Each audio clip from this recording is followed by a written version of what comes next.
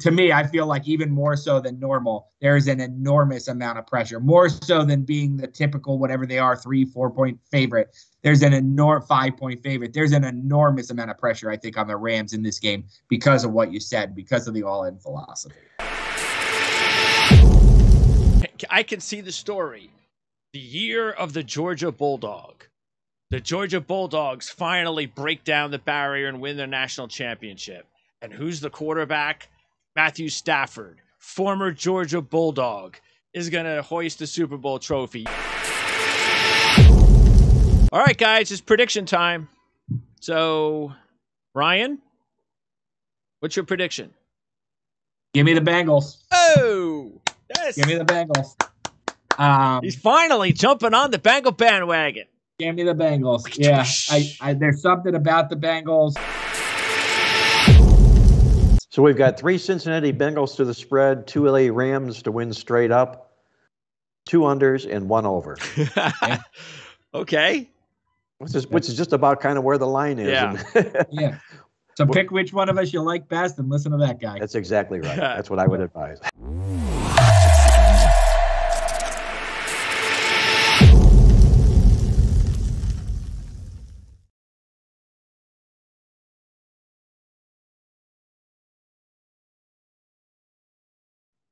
All right, thanks for tuning into our Super Bowl coverage on the OFN Today as we wrap up the 2022 season with the Super Bowl, of course, the Cincinnati Bengals and the LA Rams. And we have a new trend, Ryan. We have back to who's hosting the Super Bowl next year? You should ask me that to look that up before. Who, do you know, Mark? Does anybody know? Ryan will look it up. I know it's going to be in New Orleans. And it's in Arizona. It's in Glendale. It's in Arizona. Oh, there you go. So let's all bet on the Arizona Cardinals. Let's see if Kyler Murray reposts stuff to his Instagram before we bet on the Arizona Cardinals. If Kyler Murray's getting traded, then we ain't betting on the Arizona Cardinals. Well, that's true. Unless maybe they make a deal with Deshaun Watson, then who knows? But it's wow, what an off season it could be if all of a sudden Kyler Murray decides he wants out for whatever reason. That's not good. Maybe he wants to go play baseball. Maybe the injury that he sustained this season was an eye-opener. He goes, you know what? I don't need this. I'm going to go play baseball. Money's guaranteed in baseball. Yep. So who knows? But right now they're not even playing. So first things first. Okay, so guys, last time we spoke was the Championship Sunday, and what a Championship Sunday it was. And it just continues. We had the crazy divisional round weekend. Then now we've had a crazy championship round weekend. So does that guarantee, Mark, that we're going to have a crazy Super Bowl? Absolutely not. But will we? I think so. Nonetheless, I think we will, yes. You know what? Before I move on, I want to show, first of all, let's show everybody this. That's our patreon.com PrimeSN address. This is where you want to go to purchase our premium programming, just like this one. And this will also be available to some people on our free page. But most of the content that we're going to talk about today is going to be behind the wall.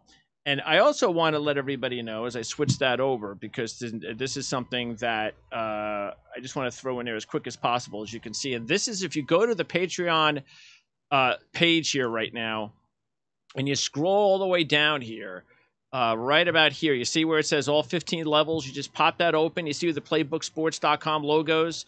Just scroll down here where it says Playbook Tier 3, $15. And what you get here is you get the voting power to let us know which games you want us to handicap. So for $15 a month, that's part of the perk for that tier. But if I scroll down more, and here's the 3 tiers, the big ones, 25, 35, 50. And each one of these, as you can see as I open them up, for the 25, you get 20% discount on Mark's college basketball newsletter, the Madness Guide, and the Sweet 16 Guide. And starting next week, Mark and I are going to talk college basketball all the way through to the finals. And then $35 here, you've got 20% discount on the football newsletters for the 2022 season coming up. And then the Playbook tier number 5 is for both the basketball and the football, where you get 20% off. So I just wanted to throw that in there for everybody to check out, because that is something that is going to be available to everybody right now. And you may not even know about it. Maybe you haven't even checked out the page yet. but I just made it a lot simpler for you by, scrolling over to the page. And Mark, all that is also available and promoted on your website. It is. There's a banner on our website for the Primetime Sports Network. And just click on it, and you'll be able to sign up there as well. So either or, I look forward to visiting with everybody here on the new Patreon Primetime Sports Network. All right, sounds good. So let's get right to it then. Ryan, what was the aftermath? Because we haven't spoken since the games a couple of weeks ago. How your feelings? I mean, that was just crazy. Especially the Bengals, by the way. We just talked about trends.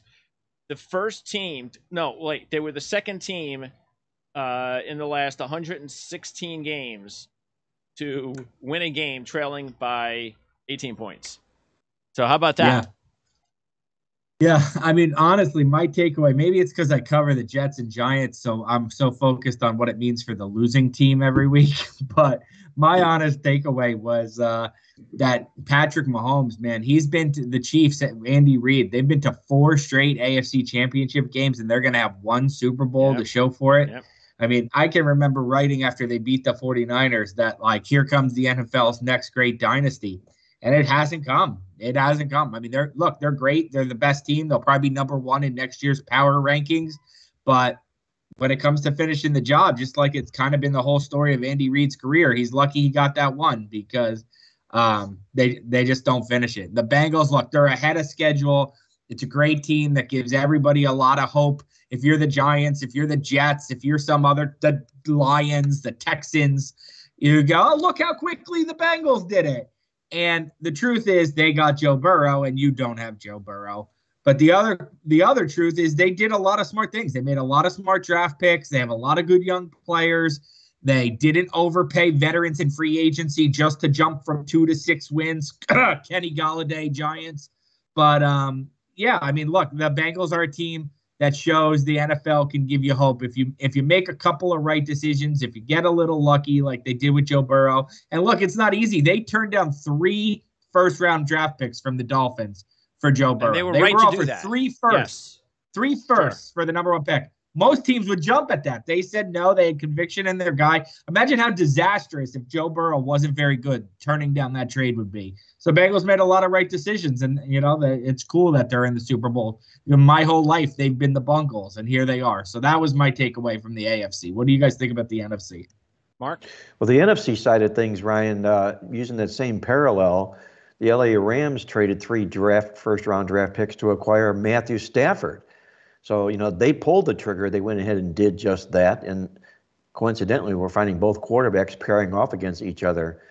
What I'm seeing in the NFL today is not only the success of these great young, strong-arm quarterbacks that we're seeing, but also the hiring of young head coaches with these progressive pass-first offenses. And it's permeating the NFL right now. We saw it down here in Miami with the hiring of Mike McDaniel, relatively young, inexperienced coach. He's going to run the show here. We're seeing it. Zach Taylor gets the Bengals to the Super Bowl. So it's what's happening in the National Football League these days. These young, strong quarterbacks and these young coaches with these progressive offensive playbooks. And what I think is interesting, too, about the NFC is the Rams all-or-nothing philosophy. You mentioned the Stafford trade. I mean, you're talking about they traded first-round picks for Ramsey. They traded first-round picks for, they traded a second and third for Von Miller. They trade first-round picks like they're going. Everybody else hoards them. And the Rams trade them I think the Rams' last first-round pick, if I'm not mistaken, was 2016, Jared Goff. And they don't have one until 2025. They're going to go a decade without a first-round pick. It's crazy. And their all-in philosophy, people didn't think it could work. They didn't think you could manage the cap that way. And they're proving that it does work. So do I think 31 other teams are going to copy the Rams? I don't. But I do think some other teams, maybe with some aging quarterbacks, will copy the Rams. I do think if Rodgers stays in Green Bay, you could see the Packers do this, go all in, trade first-round picks kind of philosophy. I do think some teams that realize their windows are closing will try to extend it by copying Les Snead's formula. And what's also important is, and it's easy to hindsight with the Packers, look at the injury situation, but both of these teams, the Rams lost Woods, Okay, fine. You're going to lose a player or two, but it wasn't at the impact that it was going to really force you into a situation where you were going to not come prepared to play with all of your key guys or most of your key guys. Look, when you have Aaron Rodgers, you're going to have an opportunity to win no matter what. But let's keep in mind, no Bakhtiari. Jair Alexander, banged up. Zadarius Smith doesn't even play until the playoff game. And I can go on and on with some of the key injuries at the but then do something about it, Greg. When you know Zadarius Smith is hurt, make him trade for Von Miller in October. Sure. Trade for Von. Sure. Yeah, when you see Odell Beckham out there, give him the extra $1 million or whatever to lure him. I mean, to me, that's what the Rams do, and they're smart about it, man. I know LA is a fun place to live, so they have that advantage. Yeah, but they have to win the Super Bowl, though. Correct. That's what they're done now. And until they win, if they win, like you said, you're right. They win, teams are going to copy it. Let's mortgage the future to win a Super Bowl. But if they don't win, everybody's going to stay away from that philosophy. They're going to go, oh, no, yeah, but we're talking about the Rams this weekend. We're talking about the Rams being here. They have arrived. Yeah. So these moves that they've made have paid off at least to get them to the Super Bowl. And I completely concur with what Ryan said about their last first-round pick being Jared Goff, and then trading the farm away from that point thereafter. That's the experience of drafting Jared Goff as your first-round pick. And also, let's keep in mind, as long as they're playing winning football, where their draft is going to be. You're still talking about in the high 20s, 30. So it's not like they're giving away top 5 draft picks. That definitely helps. But look, but you could. I mean, you could theoretically do that. When the Texans traded their first round pick to the Dolphins, they didn't expect it to be number 3 overall. They were an annual playoff team. They didn't expect to give the Dolphins number 3 overall. Look at the Seahawks and Jets, your team. The Seahawks weren't expecting to trade the number 10 pick for Jamal Adams. They were expecting to trade the number 27 pick, where they pick every year. Well, again, I still think I think the philosophy is an excellent philosophy as long as it works. I don't believe it's worked yet because they have to win the Super Bowl. I think they have to win the Super Bowl for it to work. 10 years from now, if they don't win the Super Bowl, nobody's going to remember. Nobody's going to remember what kind of deals they made. I mean, I don't know that I agree with your point that they have to win the Super Bowl for it to work. I think it's worked enough that other teams will try it. But I do believe, to your greater point, maybe Mark can speak on this, is I think there's all the pressure in the world. I mean, there's always a lot of pressure in the Super Bowl on favorites, and I'm sure Mark has numbers on that.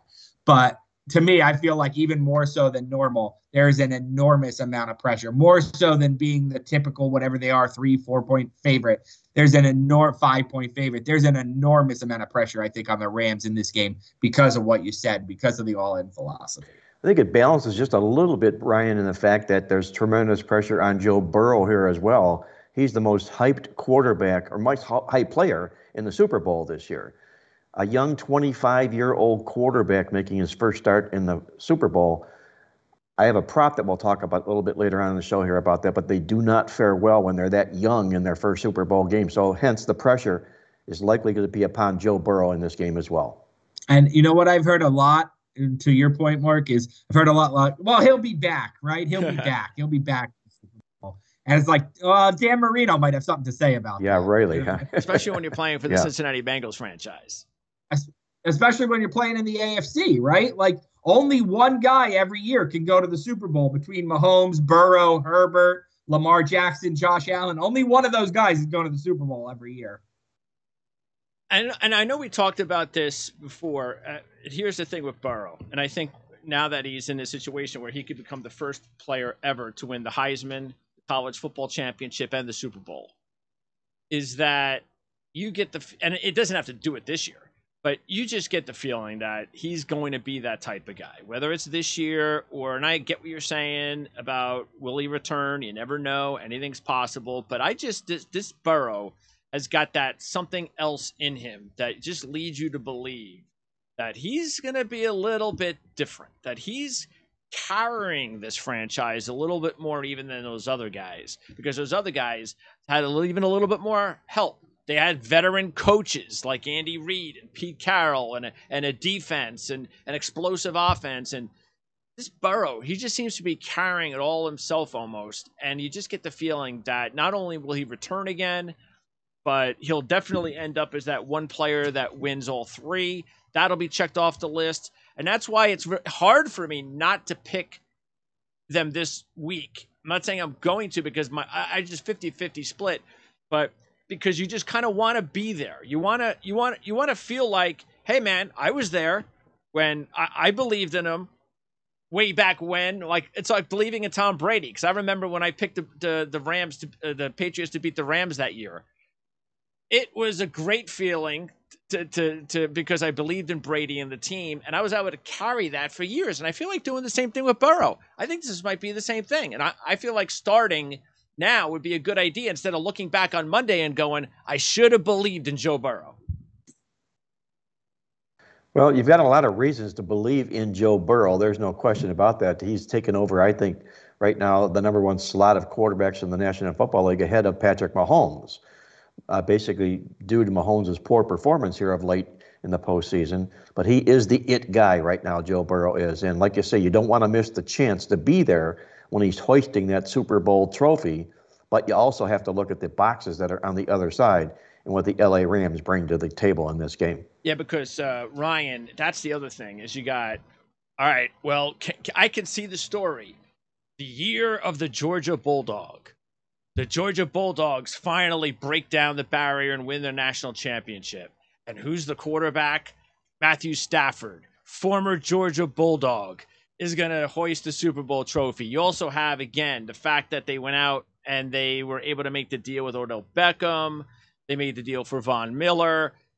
You know, the Stafford deal, obviously, it's like when you put all those pieces together, usually it works when you get there. When you're in that big game or that series and you put all these pieces together and they're all there and they've all contributed to get to the point. I don't remember many situations where those teams don't win. They don't complete the job. Yeah, it's more of an NBA thing where they don't complete the job. The super team doesn't complete the job. I just don't know. Look, we haven't even mentioned Aaron Donald, who's obviously like, you know, going to be a top 5 all-time defensive player in NFL history. Maybe top 3 when he's all said and done. And they have so now we have 3 future Hall of Famers probably on the defense, right? Ramsey, Donald, and Miller. And it's like, oh yeah, Eric Weddle could be a future Hall of Famer too. What a crazy story. He was an all-decade safety, and he came off the couch like 2 weeks ago. He was like me watching at week 18 on the couch, and he had led the team in tackles in the NFC Championship game. He played every snap. So, they're just loaded. They have Odell Beckham's like the 8th biggest star on the Rams. Everything he did in New York, every time he burped in New York, it was a story. And LA is the 8th biggest star. So yeah, obviously, to your greater point, like they probably will finish this job, but I don't like the way they play. I mean, they fought Bucks game aside when they had the huge lead. That there feels like the Rams are always playing from behind. I don't know. That's just how it feels to me. You know, one other aspect of the Rams, Ryan, that people don't realize is that while they had a great season, 13-5, all 5 of those losses were as favorites against other playoff teams. There you go. So, I mean, are they susceptible? Absolutely, they're susceptible. So, you know, they'll buckle to the pressure, and they've proven that, I say, this far this season, failing 5 times in that favorite role. So you have the McVay-Taylor matchup at head coach. McVay, 33-15. I'm getting all of this from the Playbook Super Bowl newsletter. So McVay, 33-15, straight up away from home. He's actually a better coach away from home than he is in LA, which is not a big surprise. You know, I mean, LA, what kind of a home field advantage do you really have? If you watched that NFC Championship game, it was all 49ers fans. Zach Taylor, you talk about looking for the next hot young quarterback coach. And it's really what Zach Taylor was with the Rams. Remember when that was the year too, when they were all looking for them. That was the beginning of, we're all going to look for the next Sean McVay. And Zach Taylor, he's off the tree. And this is one of those, hey, you know what? It worked. we'll see if that works out. So that's an interesting side note, of course, that Taylor was with McVay with the Rams just a few years ago. Here's another one, too, and that is the fact that Joe Burrow, and we've talked about this, I know, earlier in the season, you and I, Ryan, when I looked at this trend. Joe Burrow is 13-2-1 against the spread as a dog of 2.5 or more. And that is an interesting note there because, again, it's showing you that over his career, he is going out there on Sundays when people are counting against him, and he's able to overcome that. And here we are again. They're a 4.5-point underdog. Once again, you're supposed to lose. You're not supposed to keep this game close, maybe, and he'll more than likely go out and do that. So I think it just proves an awful lot when you can put a spread number like that around. I don't know if you've seen anything like that over the years, Mark. Well, you couple that stat with the fact that the underdog has won 7 of the last 10 Super Bowls on the scoreboard, which sides favorably here to Burrow as well. It's that competitiveness in him. Dress me up as an underdog, I'll show you why I shouldn't be the underdog. That mentality that he brings to the game. Such a huge competitor, and we talked earlier on our last show about how intelligent he is as a quarterback. He's a Mensa student. Greg and I are Mensa people too, by the way. Greg, you didn't know that. We share a membership, Greg and I do, and the Mensa Society. Okay. I didn't know that. But I didn't even know that. Right?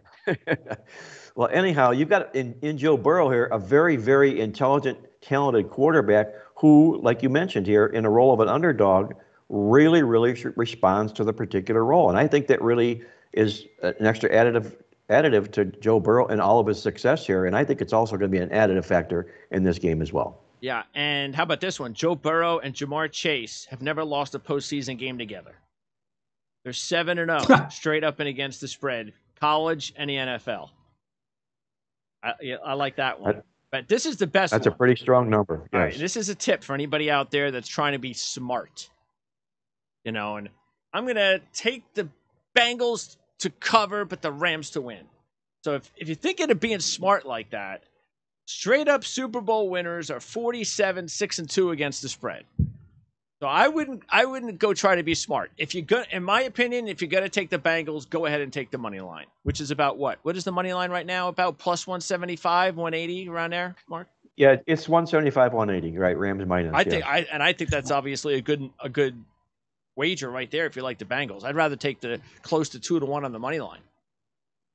Ryan, what do you think about that stat that the team that wins the game covers the spread? How valid do you think that is? It's funny because I'm always the one on these shows that say, like, whatever the Giants did in Super Bowl 42 has no impact on what happens in this game. And, like, we were talking beforehand, and I said, well, if you had the Falcons in Super Bowl 53, well, you took them outright. Well, you lost. And if you took them to cover, then that huge choke job they did probably doesn't bother you as much because you still won because they probably – I don't know what the spread was, but I assume it was less than 6.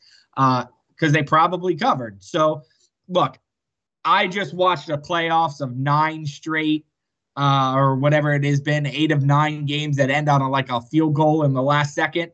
So, this sounds great, right? Take the money line Bengals, except if the Rams win on a Super Bowl, on a field goal at the end of the game, you lose. And if you take them to cover, you win still. So, look, you can't deny 55 years of history. That's an incredible stat that says what Greg is saying. Go with the favorite or go with the underdog outright. But to me, watching these playoffs, the way the NFL is being played right now, to me, has so much more impact than what happened in 1986.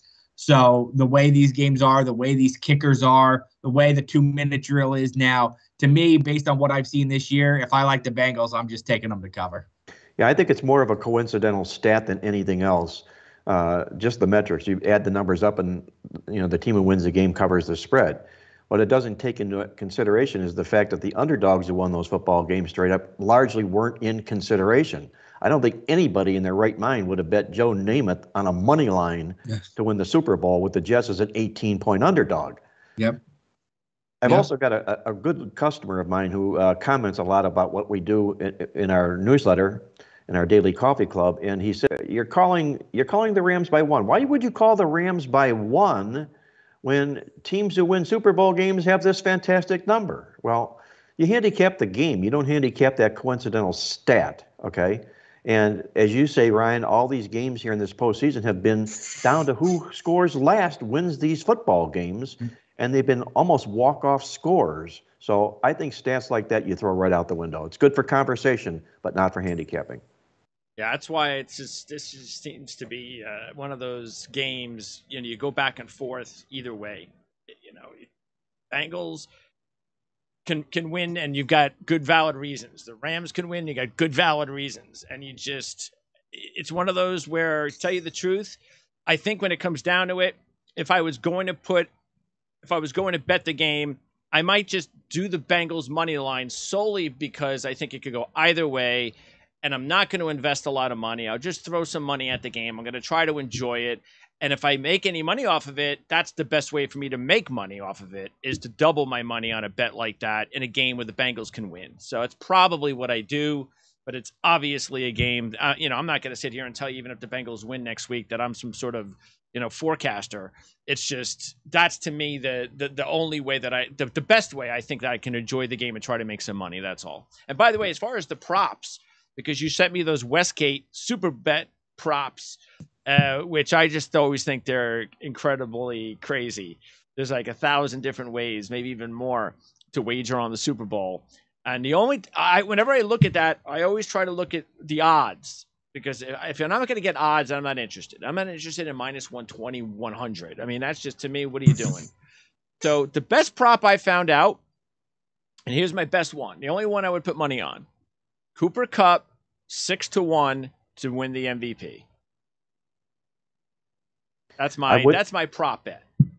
I wouldn't disagree with that for one good reason, and it's that while MVPs normally are quarterbacks that win the regular season MVP award, it's not the case in the Super Bowl.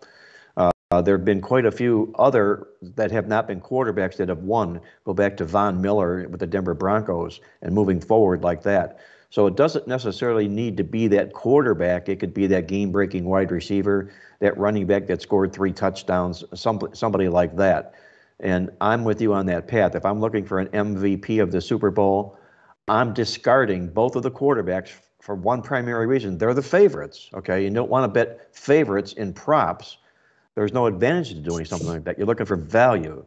So if you're going to do something other than like that, like Greg says, look at a Cooper Kupp, maybe even an OBJ as an example. Oh, that would be thrilling.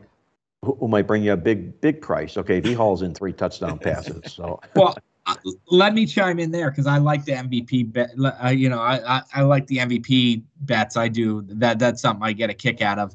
I don't know that I would touch a wide receiver because unless the wide receiver has a monster game, 202 touchdowns, basically.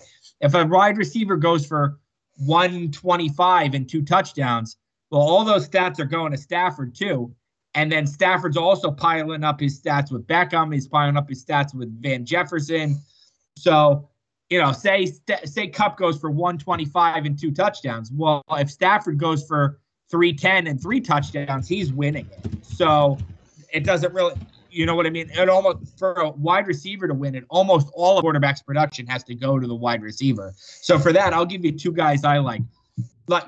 Mark just mentioned Von Miller winning an MVP.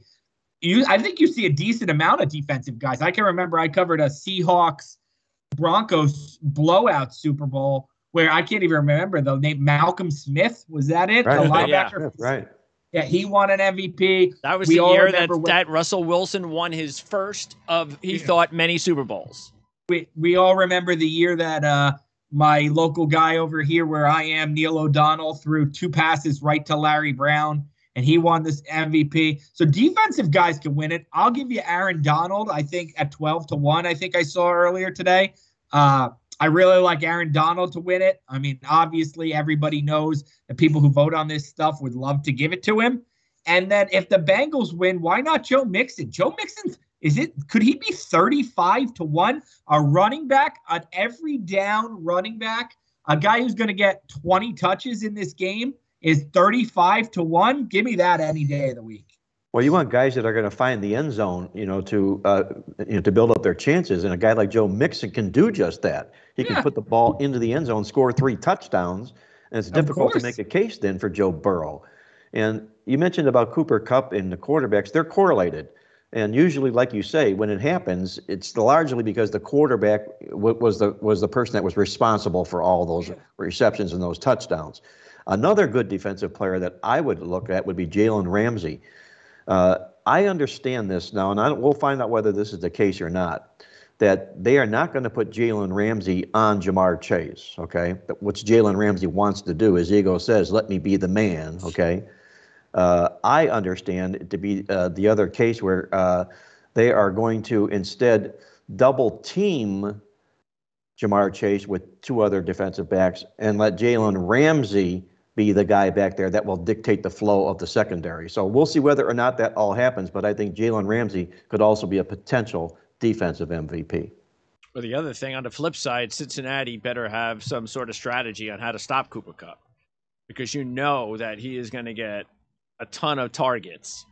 And by the way, it was just 3 years ago when a wide receiver by the name of Julian Edelman won the Super Bowl MVP.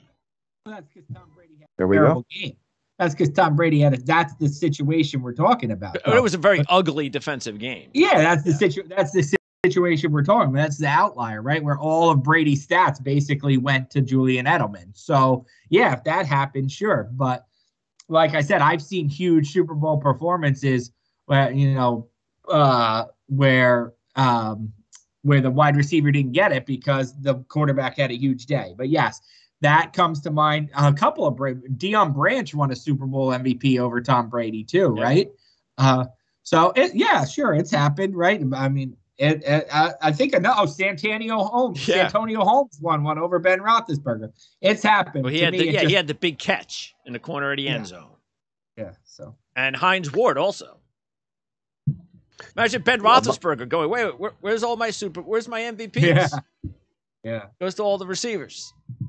Well, talking about quarterbacks and talking about props and everything and so forth and whatnot, one of my favorite props is going to be fading Joe Burrow for his passing yards in this football game.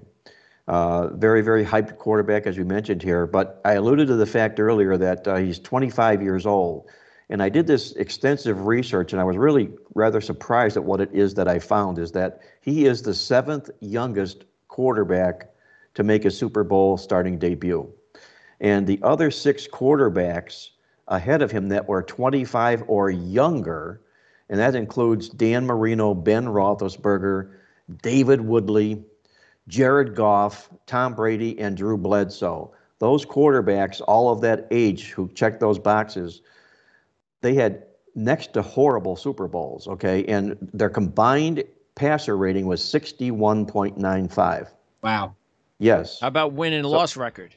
Well, the win and loss record of any quarterback that makes his debut in the Super Bowl, 5-5 straight up, 5-4-1 to the spread. But it's the young kids, the 25 and younger kids, that really tend to struggle.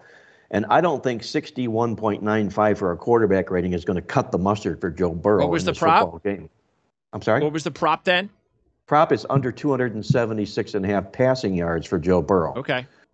So, as much as I am in love with Joe Burrow, enamored like the public is with him, I think the spotlight is on him. He's a young kid. And Super Bowl jitters, we'll find out. But I like history, and I like the fact that the other 6 guys that are in his class, his 25-and-yard class, have really struggled in their Super Bowl debut. And look, let's also keep in mind that doesn't mean that they're going to lose. It just means you're just talking about a prop based on passing yards. That's exactly right. So it doesn't mean that because Tom Brady won and Ben Roethlisberger won, and so it doesn't mean anything other than your specific point about the prop. He could throw for 270 yards and throw 5 touchdowns, but I'll still cash the. Yeah, I don't think that's going to happen. But yeah, we get your point. Yeah. Right. And from a football standpoint, he's gonna be under assault, right? The Bengals offensive line is awful, or just short of awful, and the Rams pass rush is ferocious. So it's gonna be he's gonna get sacked 5-6 times, and he's gonna have to get the ball out of his hand really quickly. Yes. Exactly right. All right, guys, it's prediction time.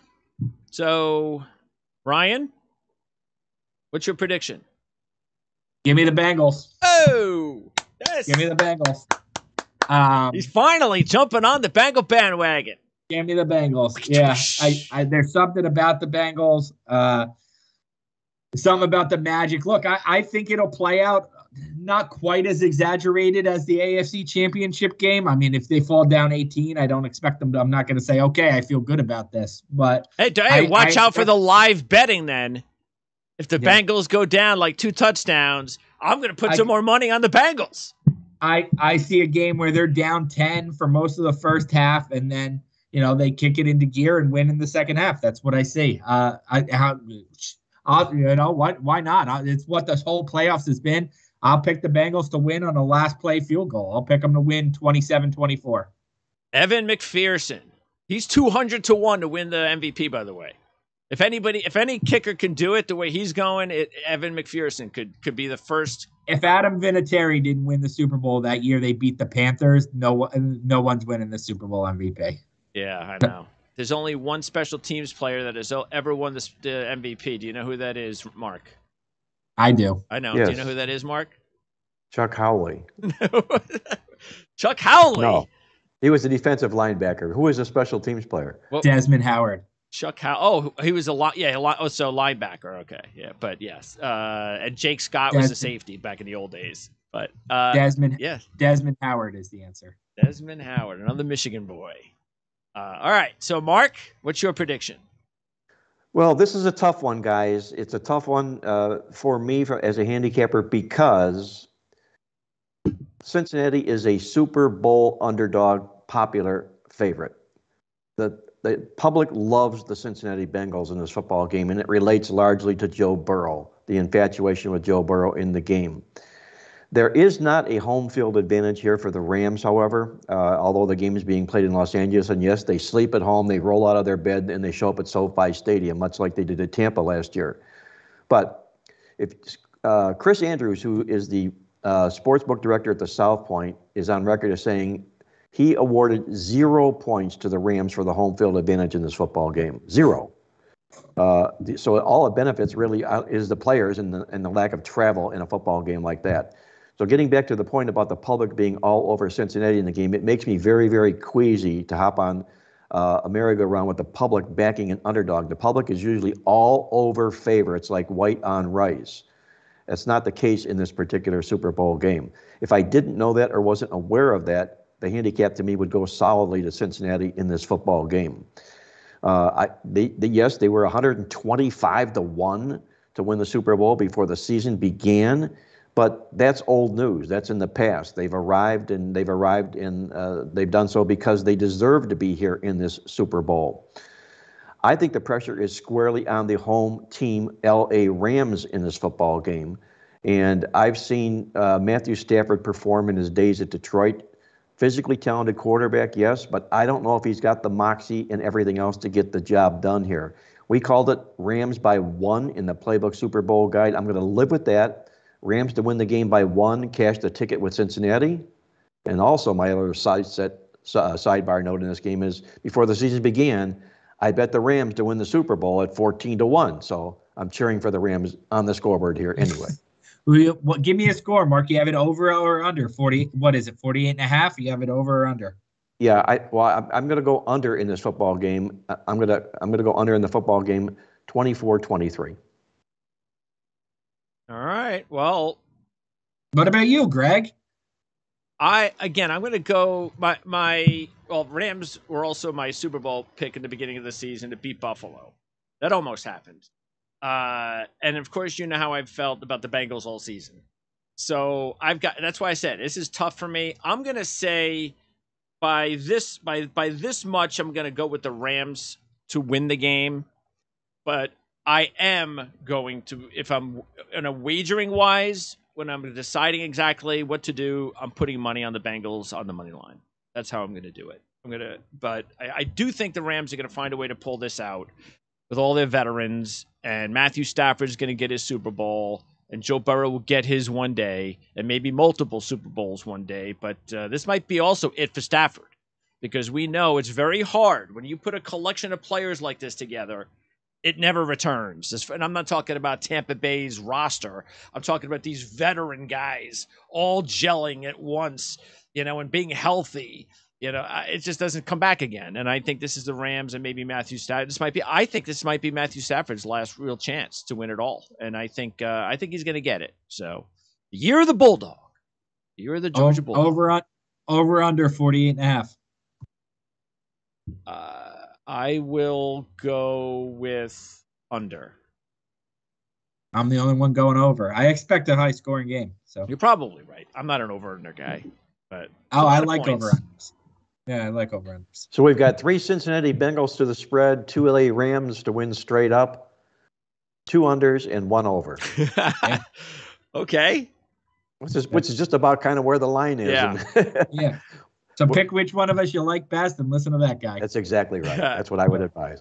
What you working on now, Ryan? I'm all Super Bowl right now, all week. All Super Bowl all week. Bought my ticket to the Combine. I'll be out there next month. Really? Yep. All right. So we'll be able to talk to you during the Combine in Indianapolis. I love it. Bought my ticket there, going all Super Bowl all week, and then the time in between the Super Bowl and the Combine, I'll be trying to get to know the Giants' new coaching staff. And Mark, college basketball right after the game on Sunday.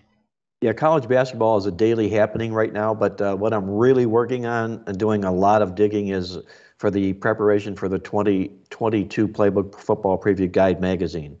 And that begins with assembling all the information, and at least in the college side of things. I'm trying to follow and sort my way through this college football transfer portal.